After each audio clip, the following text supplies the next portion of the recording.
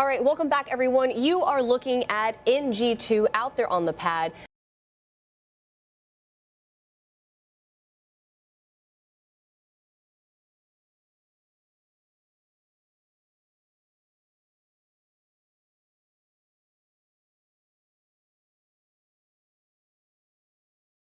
In all of the New Glenn glory that rocket is, we have to talk about what is sitting in GS2, and that is ESCAPADE. Now, I actually had the opportunity and the honor to catch up with Dr. Joe Westlake to talk about solar weather effects and how that can affect satellites and what we can expect from the deployment of ESCAPADE. Dr. Joe Westlake, heliophysicist at NASA. We are so honored to have you here with us in the studio. First off, let's talk about heliophysics. Yeah, so really excited to be here, really excited to see the ESCAPADE launch go up, really jazzed. And heliophysics, right? So heliophysics is an interesting word. It's fascinating because, you know, one, it doesn't exist in the dictionary yet, which is really an interesting thing. We hit our slang era in heliophysics. Merriam-Webster actually just picked it up. But heliophysics is like the science of the sun and everything that it touches. So when we think about ESCAPADE, folks would say, well, like, what does heliophysics have to do with some Mars mission? Why do we care about what the sun does to Mars? Well, you know, ESCAPADE is a space weather mission. We're going out to ensure and protect the space weather effects on Mars, on our astronauts, on our spacecraft that are there at Mars.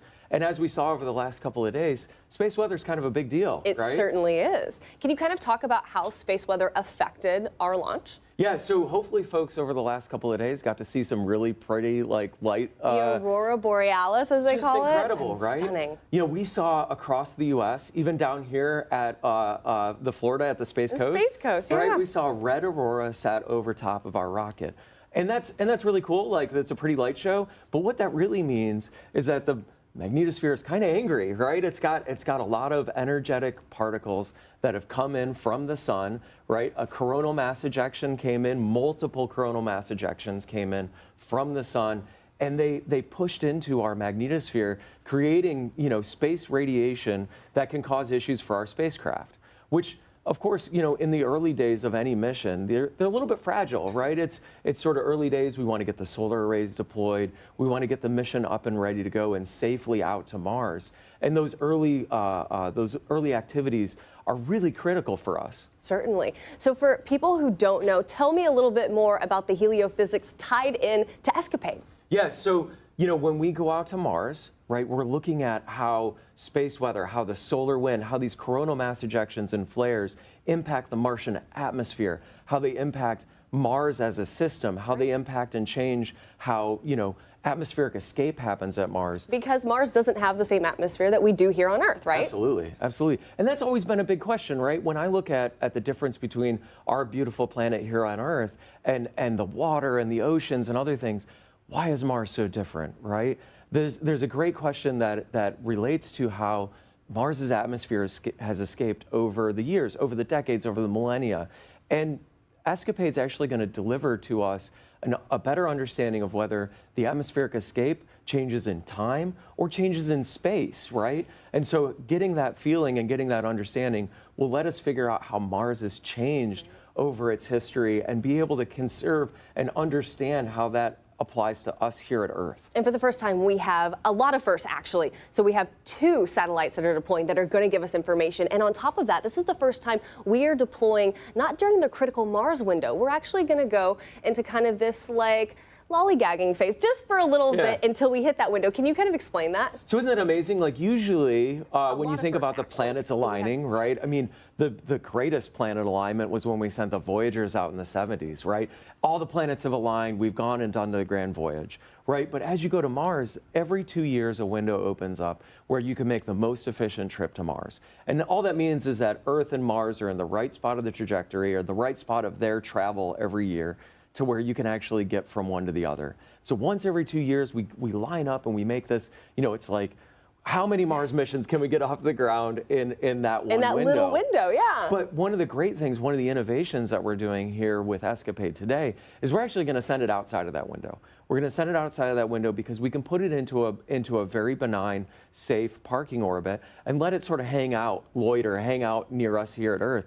So we can make some measurements about the space weather here around Earth, and we can prep for those spacecraft to then, with their own propulsion, get themselves out to Mars when that window opens. We always talk about how, you know, spacecraft are, frankly, the safest out in space, right? There aren't earthquakes or hurricanes or other things to worry about when they're out in space. And plus, we always love to have amazing data that come down from our spacecraft, almost no matter where they are. Certainly. And what's interesting is we're sitting here in 2025, but this mission is really going to take, I mean, it's 5 years when you also count all the way to when we're going to get the data that starts to come back, right? So 2025, around 2027 is when ESCAPADE will actually be at Mars, and then it starts kind of being reoriented. Is that my understanding? Yeah, we have a couple of different orbit scenarios with ESCAPADE because we have different questions, right? So one of the questions is, I want to be able to follow, have a leading following orientation of the two spacecraft, and I want to see how things are changing in time by doing that.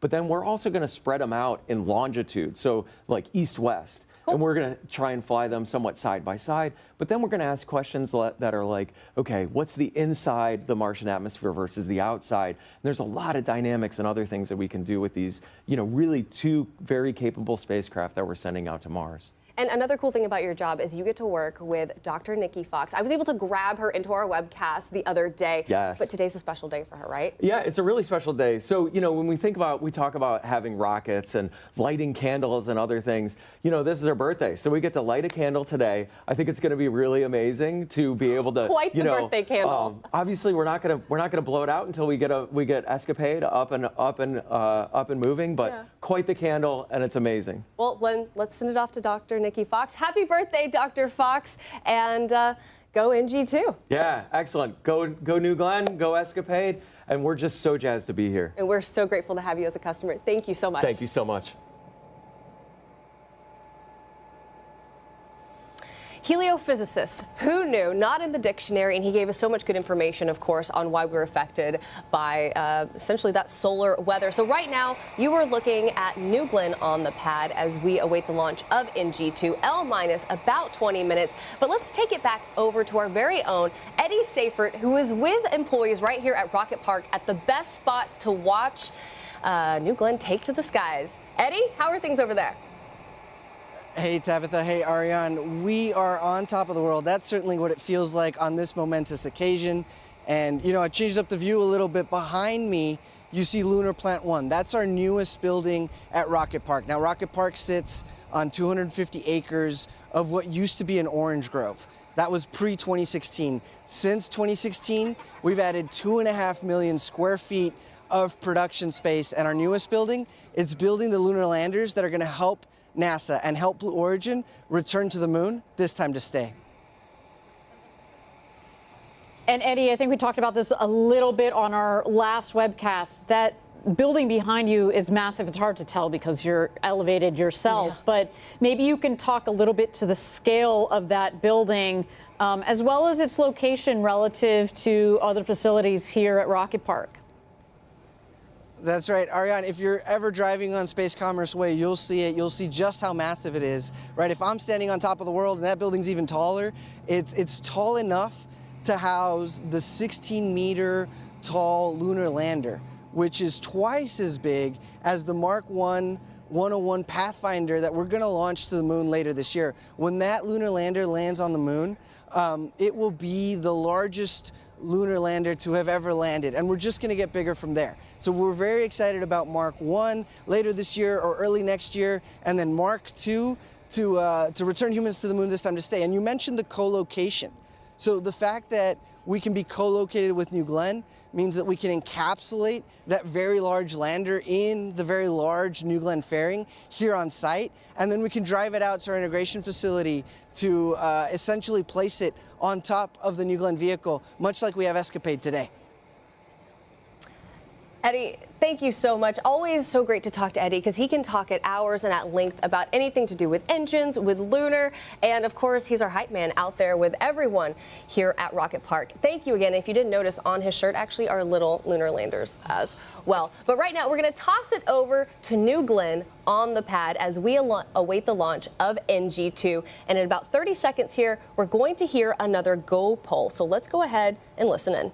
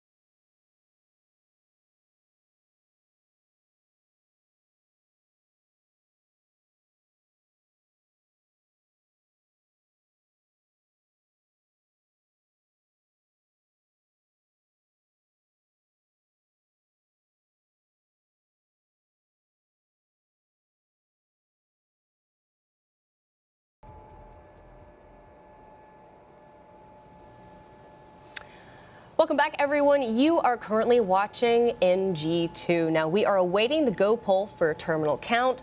Right now, we're in a hold and we're getting more information. But do stay with us. Keep your eyes on that screen because New Glenn is out on the pad and looking absolutely fantastic.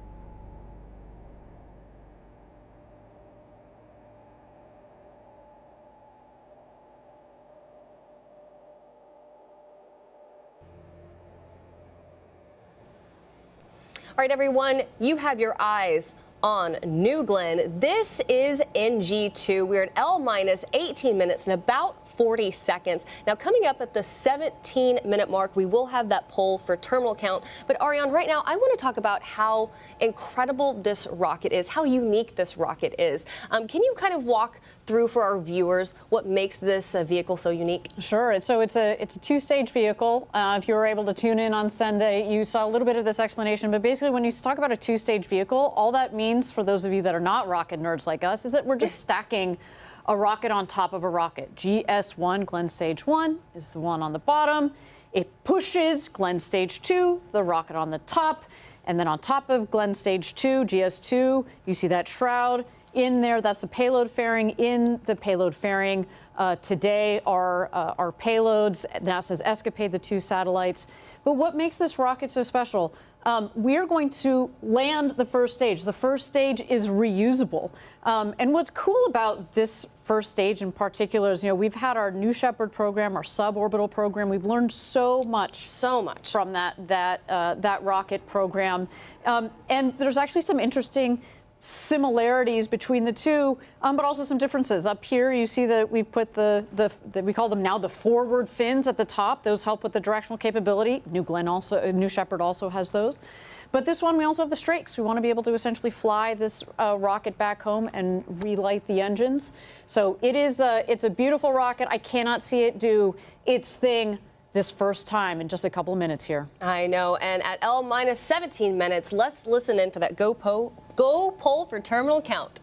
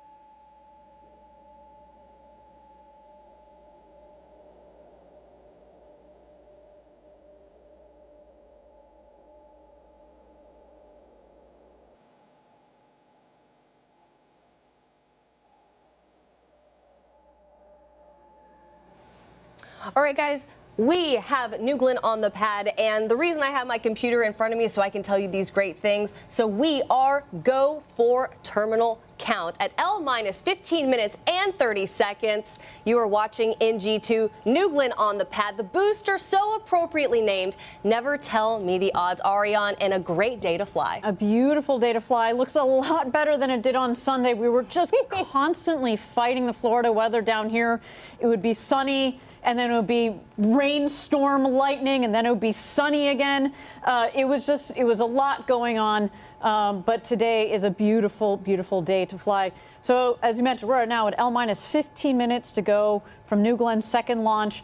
And Tabitha, you recently had the chance to chat with our CEO, Dave Limp, about NG-2, today's mission, and what this mission means for science and for our company. Yeah, you can see Kent right there on your screen. Hey, guys, giving you lots of love right here from the desk. Also thinking about our guys in Huntsville, Alabama, Van Horn, Texas, and of course, right here in Rocket Park. Now, when I got to talk to Dave, not only did he share his message to the more than 10,000 employees here at Blue Origin, some of which you see on your screen, but also how important NG-2 is to focus on for our customers. This is a really big moment for Blue Origin. Can you tell me how NG-2 compares to NG-1? Yeah, I think NG-1 was obviously our first mission. There was lots to learn, and we did learn a lot, and unbelievably successful in that we made our goal, which was to get to orbit. This time we're going to be a little bit more ambitious, and we want to not only get to orbit, but we have our first paying customer this time with ESCAPADE and get them off to Mars. That's the first part of our goal, and then the second part of the goal is to land the booster out on Jacklyn. And if we don't, we have more over here in the factory that we're building, but we're going to give it our best shot. Never tell me the odds is pretty fitting for this booster. We are taking our second attempt at landing it for the first time. How are you going to feel if we land it? Well, I certainly will not channel my inner C-3PO. I will be very ecstatic. I would be on pins and needles up to that point, but it would be a huge achievement for the team and for Blue. I think that we have a good chance, but if we don't, like I said, we can build more, but I will be over the moon if it happens. Now, New Glenn is obviously just one of the many systems we have here, right? We have New Shepard, we have Lunar, we have In-Space Systems. How are all of those organizations really working together to further our ultimate goals?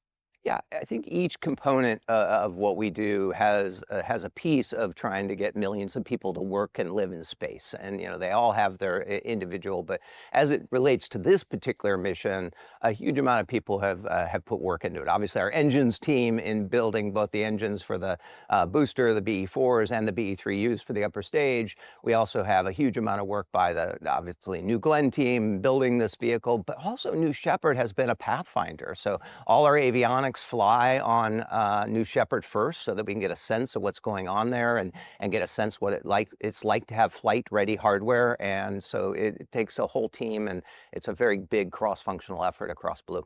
You know, we have more than 10,000 employees here that are very excited about this moment. I'm one of them. What is your message to those who are going to be watching our webcast and be watching NG-2 take to the skies? Well, I think everybody will be a little bit on pins and needles, I'm sure. But I would say that this is a culmination of a lot of work from a lot of teams. It's not the end point of our journey. Obviously, we have a lot more rockets to make and a lot more customers to make happy as we move forward. But to the extent we're successful here, I hope everybody at Team Blue takes a pause, smiles a bit, celebrates, because it'll be a great achievement for us. And we'll take that deep breath, we'll sort of embrace the moment and then move on, because we have a lot of customers waiting for us to succeed. And there's nothing that makes you happier in business and in your life when you see the smile on customers' faces. Did you ever think that you would be doing something like this in your career when you're watching your rockets launch? No? No, not in a million years. I was very happy making Fire TVs and Echoes, but it is a boyhood dream, and so to be able to have it, I kind of pinch myself every day and just amazed that I get to wake up and help this lead this amazing team of people build incredible technology like New Glenn. I mean, and a reference to that, one of the first things they ask you when you come onto Blue Origin is, what is your first memory of space? What is your first memory of space? Yeah, I have a lot of pictures. It turned out my third, fourth, and fifth birthday, I have these old Polaroids of the cake, and they all have rockets on it. I was enamored with rockets as a kid, and never took the path where I thought I'd be running a rocket or a rocket company, but it turns out that it was very early in my life that I had a lot of love for it. And we're so grateful to have you here at the helm. Dave, thank you so much for your time. Thanks. Appreciate it. Yeah. Obviously, so great to get to talk to Dave, especially when we're kind of on the edge of this historic moment. But like he said, no matter what happens today, we have lots of hardware behind us already in the works.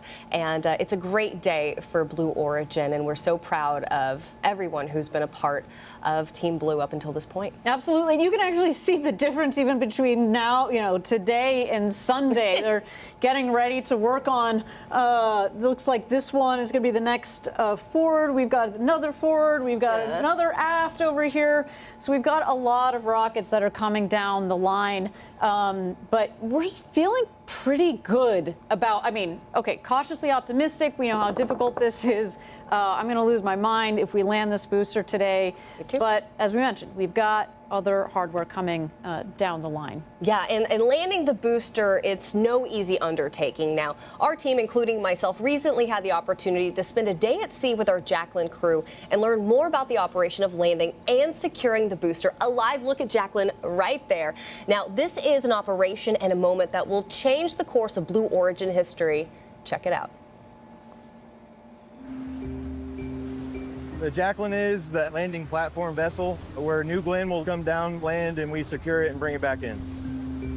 She's 380 foot long, 150 foot wide, and she's a self-propelled vessel. We are the recovery side of the operation. This is where GS1 is going to land, and actually that feather is a center point. We have to leave 4 days before launch. We check all our equipment, and we ensure that everything is working, everything is fully functional. We transit for 300 to 400 miles, depending on how far the landing location is. And once we get there, dynamic positioning allows the thrusters on board here will hold this in position within a range of about 10 feet. We'll have a couple small changes of Jacklyn's position. They're going to feed us new coordinates, right? So we might move 500 yards this direction, a little that way, but we're generally in the area.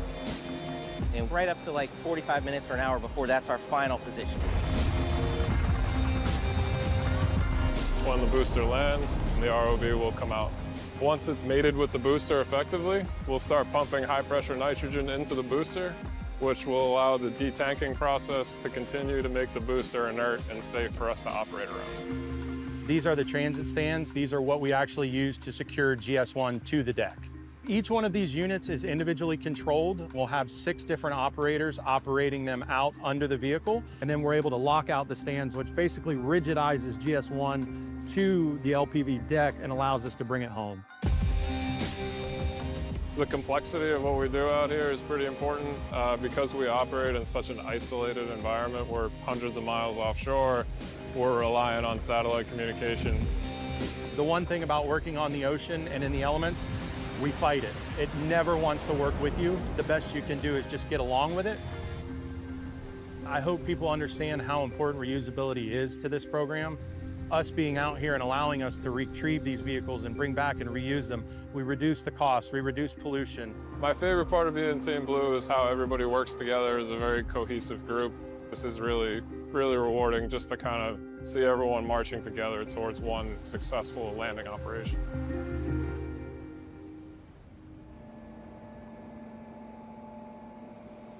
And you've got a live look right there of Jacklyn in all her glory. And Ariane, I have to tell you, what was so great about going out with that team is, of course, they go out for days, sometimes weeks, sometimes a multitude of weeks at a time, and they're eating, sleeping, playing cards together, but also they're going through the operations. And for someone who doesn't know, can you explain, Ariane, why it's so difficult to bring a first stage back to Earth? Well, let me just start with the basics. You have a 200-foot tall tower that has just been 120 kilometers up, and we're trying to hit a 150-foot by about 400-foot boat out there, and then the landing pad, as you see, is even smaller than that. Fun fact, the landing pad that you see there, the circle, is the same diameter as the landing pad for New Shepard. So to give you a sense, that's hard. So you've got this huge 200-foot tall tower that's coming in. We're going to slow it down with first a reentry burn, then we're going to do another burn to slow it down, and then we're just with 3 engines, then shut it down to just 1 engine. That's right. And we do have throttling capability on the first stage, and it'll come in for a nice soft landing, because if you think about it, it was full of fuel on the way up. When it comes down, it's essentially an empty fuel tank. So while it is heavy and very tall here, There's those engines right the there. 7 BE4 engines, and the center engine is the one that's going to be doing all the hard work as it comes in just in the last seconds there. And so you don't need as much power. We can pull back on the power for a nice soft landing. And when we do, it will be an extraordinary day. But we've talked about it. This is just the beginning. It really is. We will bring this rocket back, we'll refurbish it, we'll examine it. We've got all sorts of thoughts on what we're going to need to do to refurbish the vehicle.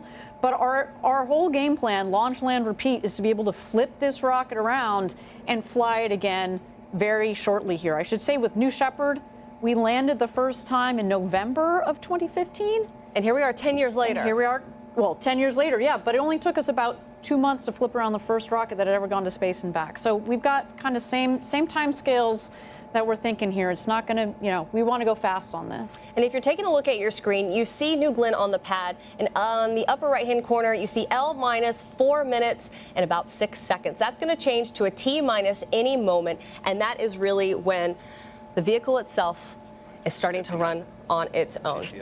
We're going to start being able to hear our mission ops, Patrick Moore. AFSS timer enabled.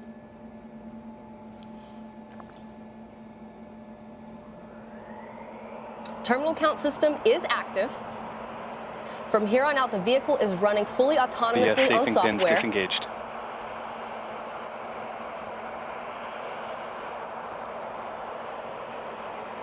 T minus 330. Rapid retract armed. Magic charge initiated.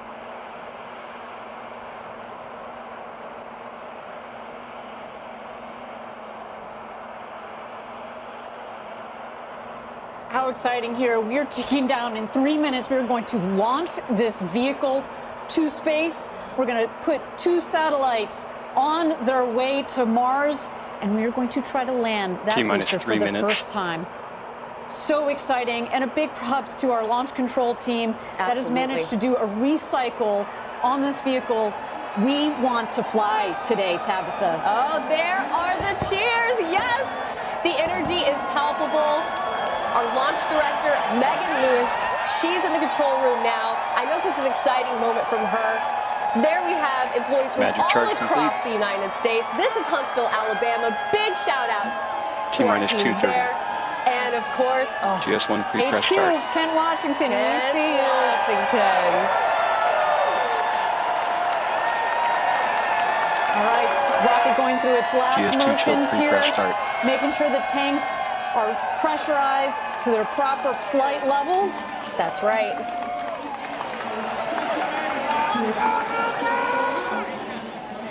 A warm day in Florida, but that rocket is super cold Nice with and its chilled cool. in 2 minutes. propellants.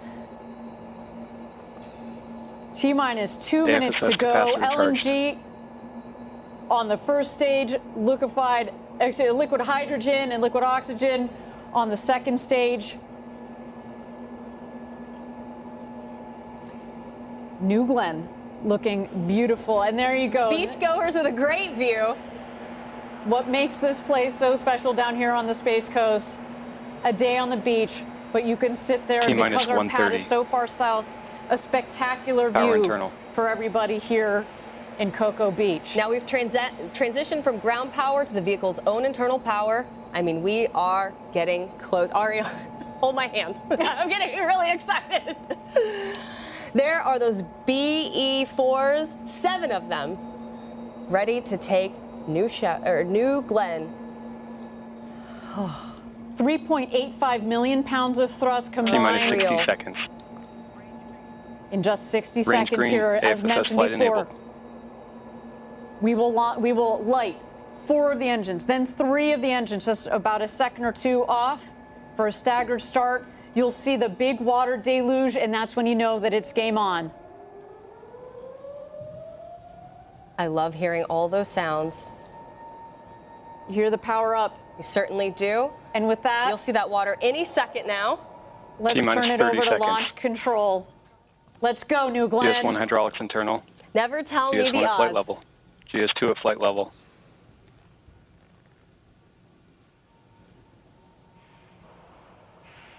Autopilot enabled. T-minus 10, 9, 8, 7, 6, 5, 4, 3, 2, 1. Lift up, effective. First motion.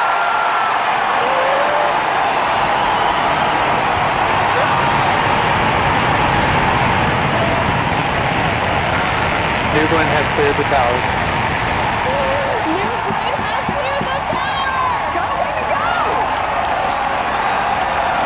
Pushing 7 good engines. 30 seconds into flight. Engine operating parameters continue to look good at full thrust. Body rate response to nominal. 40 seconds in. End of roll switch now level. 50 seconds into flight. Continue to see good engine operating parameters. All set for A clean burn. We're coming up here on max Q, maximum Now passing 1 dynamic minute pressure. into This flight. is the hardest point on the vehicle when it comes to the Body rate response pressures and continue the to look good during speed. ascent. We want to see Engine this operating rocket parameters punch continue to look through good. that max Q. Seeing Let's good stand TDC by. control, good MR control. 1 minute, 15 seconds in.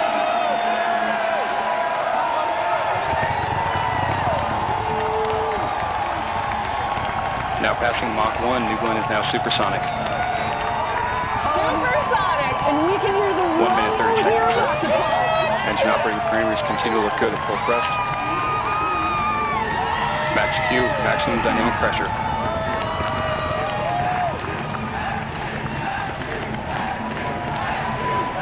1 minute, 45 seconds in. We have passed max All Q. 7 The V4 level engines is continue to real. look good. Body rate's nominal. Seeing good control on MR and TDC. Acceleration Good shot. profile nominal. Now passing 2 The minutes into 7 flight. BE4s, unreal.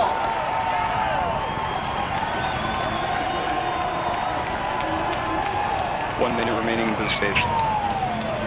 All right, 1 minute remaining in boost phase. You heard our team say. Then we'll hit MECO, main engine cutoff. That's going to lead to a sequence of events. We will separate the first stage from the second, and that's when the first stage is going to begin its journey back home. We're going to see if we can land the booster separately. Of course, we will get the second stage off and going with the NASA ESCAPADE satellites on board on their way to Mars. Trajectory continues to look good, seeing good data quality coming down from the vehicle. Body rate response Great to hear that. Good data quality. All 7 engines continue Looking to look nominal. Next up, MECO, which is main engine cutoff.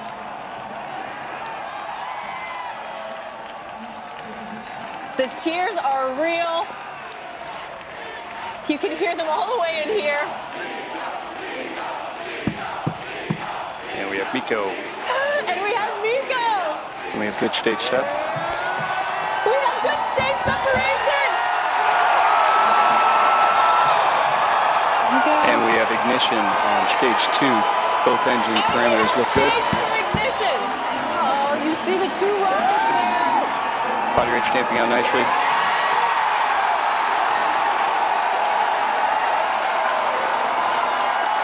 Both B3U engines look good at the high thrust set point.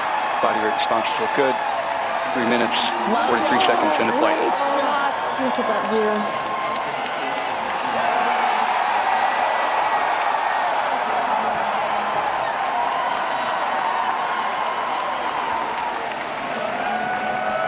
We have good indication of payload fairing jettison.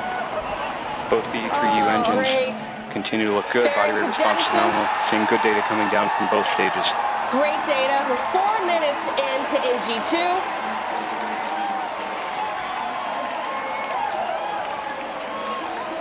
And you saw their spectacular view from down from our GS2. Continue to look good. This is a 9.5 minute burn for GS2. 4 minutes, 25 seconds into flight.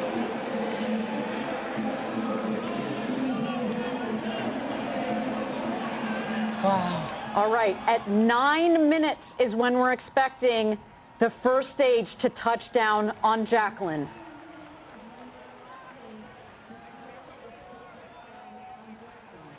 Approximately 2 minutes remaining in the GS1 coast.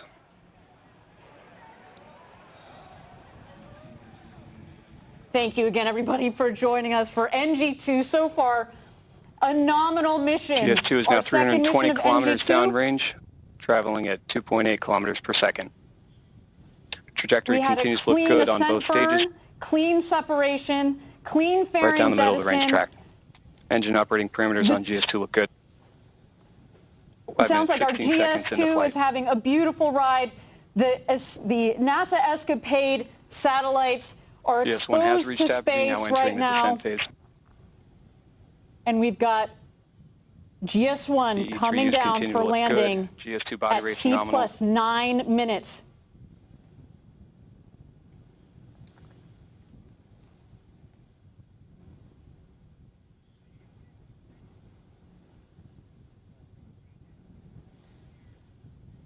One minute remaining in the GS1 coast. Continue to see good data coming down from both GS1 and GS2. Body rates on both stages look good. The E3U engines look good. Everything looking good, looking nominal. Seeing good TVC And and Ari, MR on this control moment on coming up GS2. is an important one. Trajectory It is. continues to look good. We're going to relight the BE4 engines for the reentry Body rates burn. snowing out on GS1. The exo turn is complete. There you go. It's about 300,000 feet, less than 100 6 minutes, kilometers 30 up there, seconds into coming flight. in for a landing on the Jacklyn, 375 miles offshore, waiting for the first time to land And Blue standing by for Origin's GS1 New Glenn ignition booster shortly. on the Jacklyn.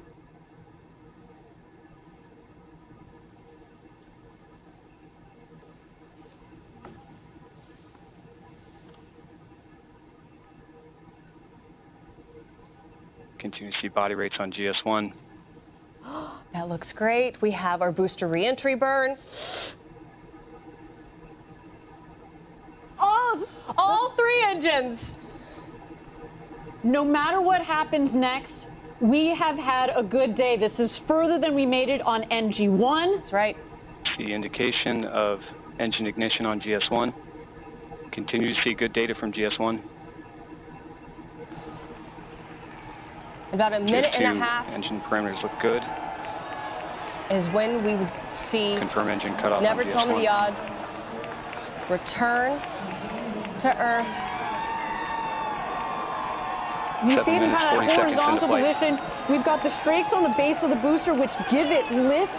So we Right. can basically fly this booster. Of course, we're using the forward fins as well, plus some of our reaction control system to, as well as the gimbling GS1 on the now beaten passing forward 30% max engines Q. to Passing turn 8 minutes the rocket into flight. accordingly. On here, it starts to tilt GS1 down. now halfway 1 in its minute to planned go. burn. GS1 system, Less than GS2 systems 40,000 continue to look feet. good.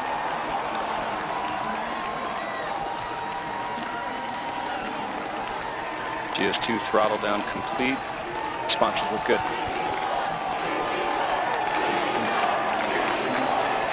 8 minutes, 20 seconds in flight.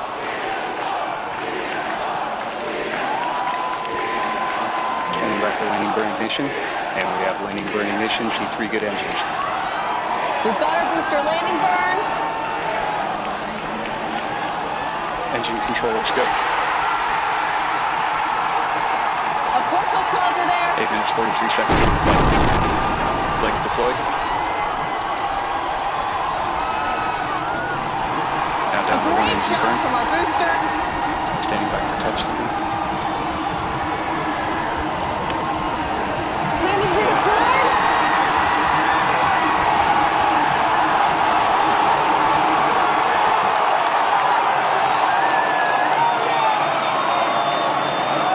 Standing by for touchdown. Touchdown confirmed. GS2 continuing to work. Burn system looks good. Weapon operations.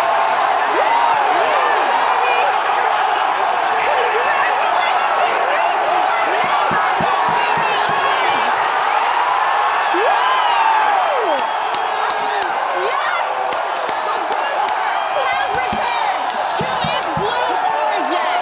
Welcome. GS2 systems continue to operate well as it's continuing to its planned burn. Operating at the low thrust assessment. Operation looks good. And good on mark. For future takeoff.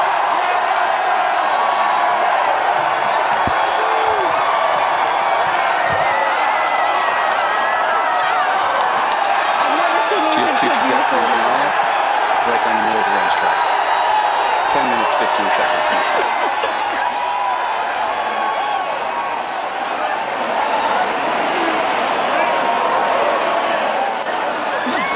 I know, Ariana, I know.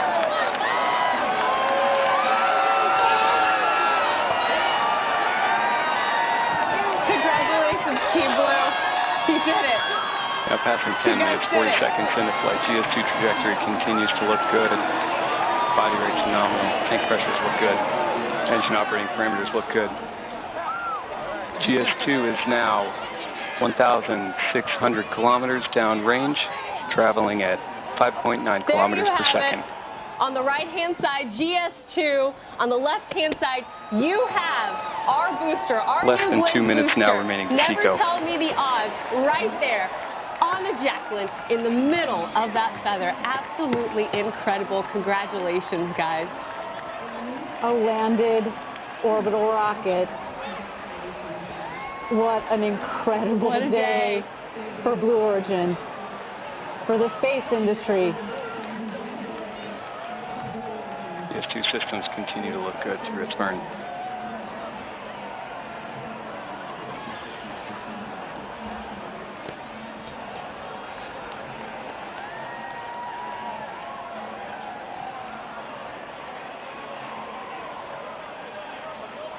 I'm speechless, which is rare for me.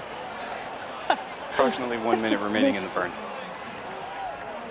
GS2 continues Of course, on a nominal It's path. on a nominal path. I need a second to catch my GS2 body rates remain stable. I think I heard my hand banging on the table too much. This is Control on incredible. PVC and MR. Tank pressures are nominal. Bottle pressures are stable. Oh, I'm getting word they're going to replay the landing. That's something so good, you got to watch it twice. Give it back to us. 12 minutes, 30 seconds in the flight. Look at that.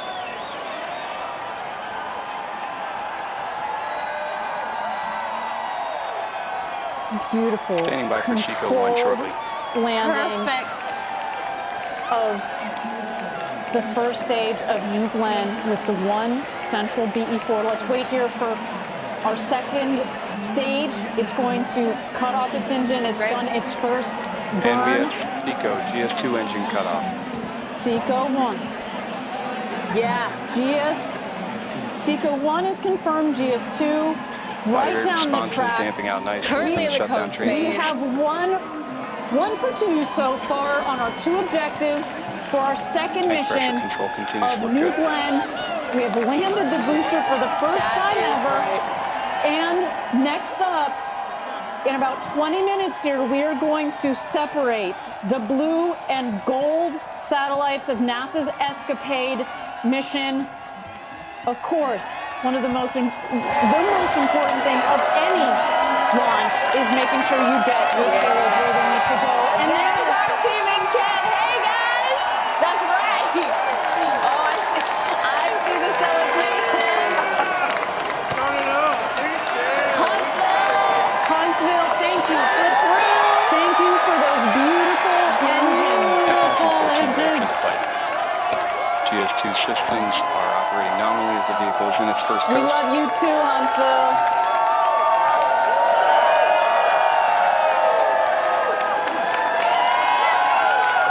I see you. That place is wall to wall. That just shows you the passion and the dedication of every single person that works here at Blue Origin. And Eddie, you're with our friends here at Rocket Park. Hey, I'm Give here it to us. What's going on? Next At this stop time in move. flight, Next GS2 is stop now move. 3,020 Next stop kilometers move. That's what downrange, everybody's saying back here. 7.9 Guys, kilometers per what a second. day, what a momentous occasion, an incredible opportunity to witness live.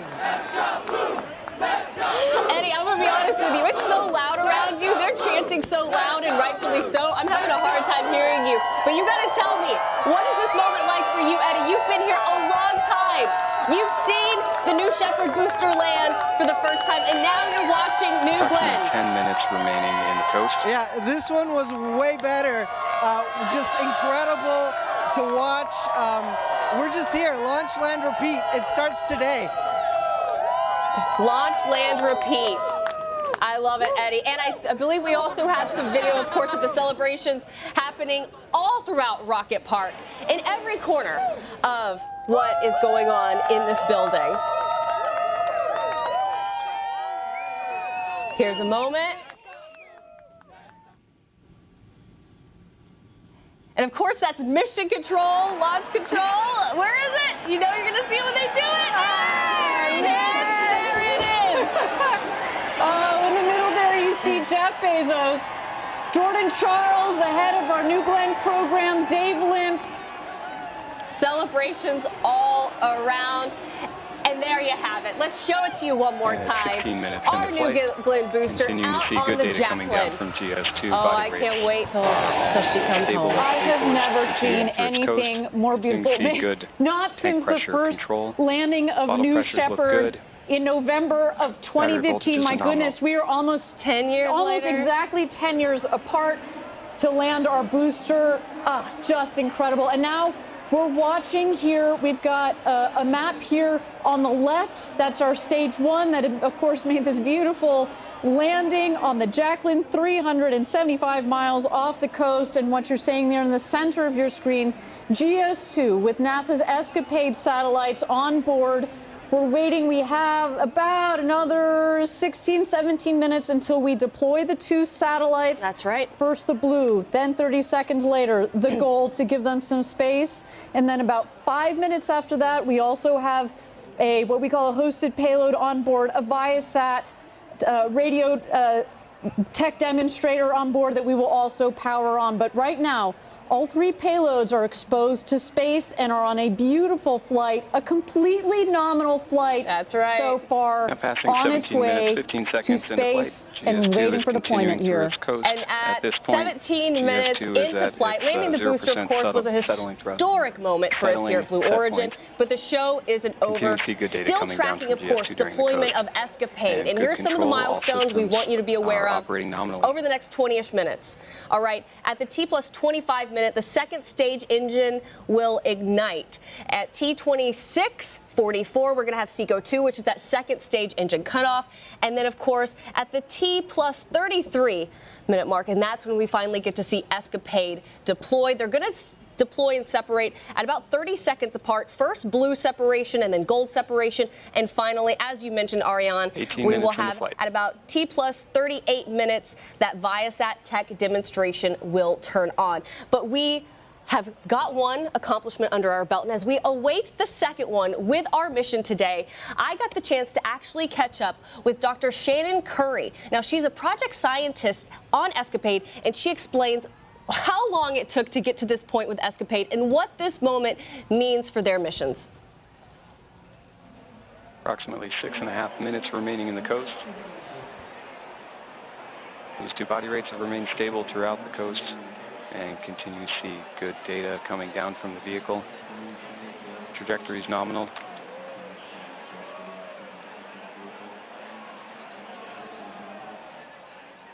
Shannon, can you kind of explain how ESCAPADE really encapsulates the past, the present, and the future?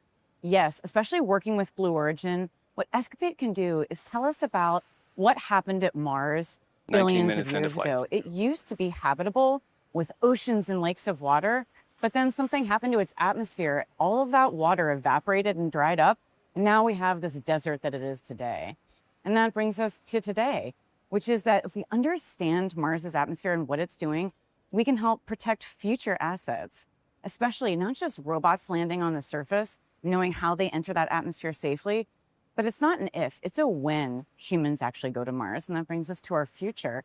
And so ESCAPADE, working with a company like Blue Origin, is going to change how we get to Mars and how we protect our assets there, our robots and our crewed flight. What is the most exciting part about being a part of this project for you? So the thing I'm the most excited about is that this is going to change how we go to Mars. So we've never done a mission like this at NASA or really in any other part of the world. And using all of these commercial sectors where we're pushing the envelope and we're doing incredible kinds of technology to get low cost, high risk science and get our taxpayers the best bang for their buck, you can't beat that. So can you dive in a little more and explain how both commercial and academic now just partnerships past 20 minutes lead to something into flight, like ESCAPADE? less than 5 minutes Absolutely. remaining in the coast. The academic environment means you just get to think for a living. You get to think of these ideas, and this is where the theory comes in. But then the commercial partnerships, these are the experiments. And we are now these are the seeing people tank who make pressures it happen. increasing They in make all of preparation our for the next burn. dreams in academia, all of our dreams at universities happen. And NASA then enables that. So you have this like perfect 3 points of this like pyramid to do incredible and great things at places like Mars. How long has this project been underway? I mean, when did the first idea for ESCAPADE come about, bringing it to today? Rob and I started thinking about this mission back in 2016 and 2017, and it took years of planning and years of iteration until we found the right partners, we found the right spacecraft, we found the right rocket into your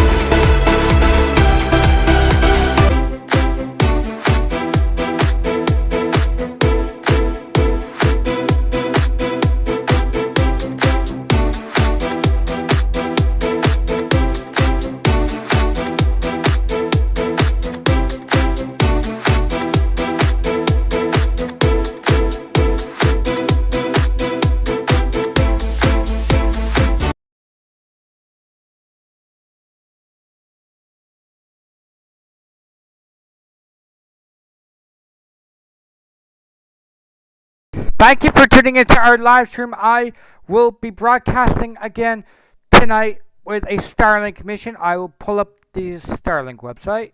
Hold on. Thank you for tuning into our live